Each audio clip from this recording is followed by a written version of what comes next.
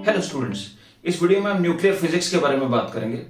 Students, world war to में Hiroshima Nagasaki के ऊपर जो बॉम्बिंग्स करी थी यूएस ने, उसमें हिरोशिमा पर जो बॉम्ब गिराया गया था, आप जानते हैं उसमें जो यूरेनियम यूज किया गया था, it was just 64 kilograms. But कितने लोग मरे थे उसमें? लगभग 1,35,000। तो इतने कम मास में इतने ज्यादा लोगों को डिस्ट्रॉय करने वाली एनर्जी आखिर कैसे प्रोड्यूस हुई, इस चैप्टर में आप समझ सकते हैं। जान लेते हैं सबसे पहले न्यूक्लियर फिजिक्स के इंपॉर्टेंट टॉपिक्स। पहला, न्यूक्लियस की बेसिक प्रॉपर्टीज। न्यूक्लियस का साइज या रेडियस, उसकी डेंसिटी, न्यूक्लियस की क्लासेस, आइसोटोप्स, आइसोबार्स, आइसोटोन्स, और न्यूक्लियस का एवरेज मास हम कैसे कैलकुलेट करते हैं, इसमें ये इंपॉर्टेंट है। दूसरी चीज, मास डिफेक्ट। मास डिफेक्ट एक ऐसा कॉन्सेप्ट है, अगर वो नहीं समझ में आया तो इस चैप्टर में मेजॉरिटी चीजें आपको नहीं समझ में आएंगी, तो ये केयरफुली पढ़ने वाला टॉपिक है। तीसरी चीज, बाइंडिंग एनर्जी ऑफ न्यूक्लियस, जिसमें हम बाइंडिंग एनर्जी कैसे कैलकुलेट करते हैं using mass defect, binding energy per nucleon versus number of nucleons curve पर सीधे सीधे क्वेश्चंस आ जाते हैं, जेई एडवांस, जेई मेन दोनों में, या नीट में भी। और न्यूक्लियस का stability comparison using the concept of binding energy per nucleon. Next जो चीज है वो है क्यू वैल्यू कैलकुलेशन। बच्चों, क्यू वैल्यू का मतलब होता है किसी भी न्यूक्लियर रिएक्शन में कितनी एनर्जी रिलीज हुई है। जैसे कि फॉर एग्जांपल लिथियम को प्रोटॉन से बॉम्बार्ड किया और हीलियम का प्रोडक्शन हुआ, ये एक न्यूक्लियर रिएक्शन है। आप कोई कहे जी इसमें कितनी एनर्जी प्रोड्यूस हुई है, ये कैलकुलेट करो, तो ये दो मेथड से कैलकुलेट हो सकती है। दोनों मेथड आपको आने चाहिए। पहला मेथड होता है यूजिंग बाइंडिंग एनर्जी और दूसरा मेथड होता है यूजिंग मास डिफेक्ट। यहां तक अगर आपने अंडरस्टैंडिंग बना ली है तो फर्दर टॉपिक्स जिसमें नेक्स्ट है रेडियो एक्टिव डिके और फर्दर नेक्स्ट है फिजन फ्यूजन, इसमें आप एनर्जी कैलकुलेशन कर सकते हैं। तो पहले रेडियो एक्टिव डिके के बारे में जान लेते हैं। रेडियो एक्टिव डिके में रेडियो एक्टिविटी का बेसिक मतलब, इसके laws, concept of half life, concept of mean life, और इसके टाइप्स जिसमें alpha decay, beta decay, gamma decay, K capture को भी हम इंक्लूड कर लेते हैं। ये काफी इंपॉर्टेंट है। फर्दर नेक्स्ट जो टॉपिक है फिजन फ्यूजन। फिजन जो कि हिरोशिमा वाले बॉम्ब के एनर्जी प्रोडक्शन का बेसिस, इसे फ्रेगमेंटेशन भी बोलते हैं। इसकी अच्छी अंडरस्टैंडिंग होनी चाहिए, इसके रिएक्शंस मालूम होने चाहिए आपको। फ्यूजन, सन के अंदर जो एनर्जी प्रोडक्शन के लिए रिस्पॉन्सिबल रिएक्शन है।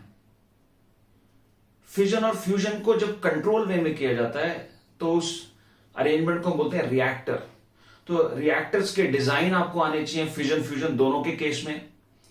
और फ्यूल रिक्वायरमेंट कैलकुलेशन के क्वेश्चंस भी पॉपुलरली पूछते हैं कि भैया कितने किलोग्राम यूरेनियम चाहिए या हाइड्रोजन चाहिए अगर हम किसी गिवन अमाउंट एनर्जी को प्रोड्यूस करना चाहते हैं।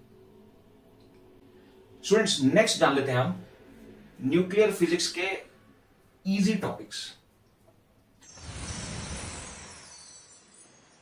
तो सबसे पहले न्यूक्लियस की बेसिक प्रॉपर्टीज पर बेस्ड क्वेश्चंस बहुत ही सिंपल फ्रेम होते हैं। न्यूक्लियस का रेडियस हो गया ना, सिंपल सा फॉर्मूला होता है R0R0 या बाकी प्रॉपर्टीज। तो वो अगर आप थोड़े बहुत प्रॉब्लम्स देख लेते हैं तो एक किस्म से बोनस मार्क्स आपको मिलेंगे अगर बाई चांस आपके एग्जाम में क्वेश्चन आ जाता है तो। दूसरा, रेडियो एक्टिविटी के हाफ लाइफ, मीन लाइफ वाले क्वेश्चंस बहुत ही आसान होते हैं। और तीसरा, फ्यूल रिक्वायरमेंट वाले जो क्वेश्चंस होते हैं वो सिंपल बेसिक मैथमेटिक्स के क्वेश्चन होते हैं, जो रिएक्टर्स न्यूक्लियर फिजन रिएक्टर में ज्यादातर पूछे जाते हैं। नेक्स्ट जान लेते हैं स्टूडेंट्स इस टॉपिक न्यूक्लियर फिजिक्स के डिफिकल्ट पार्ट्स के हैं, डिफिकल्ट सब टॉपिक्स में। जो पहला जो जिसमें स्टूडेंट्स चैलेंज फेस करते हैं, जो कि आईटीजेई एडवांस में ज्यादा पूछा जाता है, वो है कॉम्प्लेक्स डिकेज, जिसमें पहला सीरीज डिके, दूसरा पैरेलल डिके, तीसरा प्रोडक्शन प्लस डिके, यानी कि न्यूक्लियस प्रोड्यूस भी हो रहा है साथ साथ डिके भी हो रहा है। दूसरी चीज एंडो एनर्जिक रिएक्शंस, जिसमें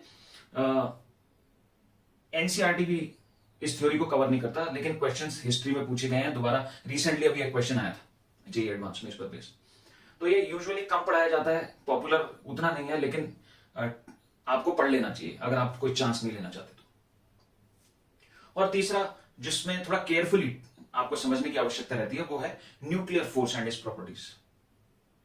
नेक्स्ट स्टूडेंट्स हम जान लेते हैं कि इस चैप्टर में अच्छी अंडरस्टैंडिंग के लिए प्री रिक्विजिट्स क्या है। तो एक सिंपल सा प्री रिक्विजिट है आपका कि आपको एटॉमिक स्ट्रक्चर की अंडरस्टैंडिंग होनी चाहिए। तो जब आप एटम पढ़ें, उसका स्ट्रक्चर समझें, तो उसको ध्यान से समझें। And last but not the least, nuclear physics में पिछले पास्ट ईयर्स में क्या वेटेज रही है।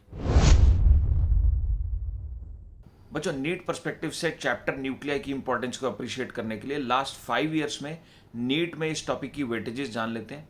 ईयर 23 में 1 problem was asked from this topic, year 22 में 2 प्रॉब्लम्स वर आस्क्ड, ईयर 21 में 3 प्रॉब्लम्स वर आस्क्ड, ईयर 20 में तो 4 problems were asked and year 19 में 2 प्रॉब्लम्स वर आस्क्ड। तो as you can very well see, weightages have been slightly fluctuating.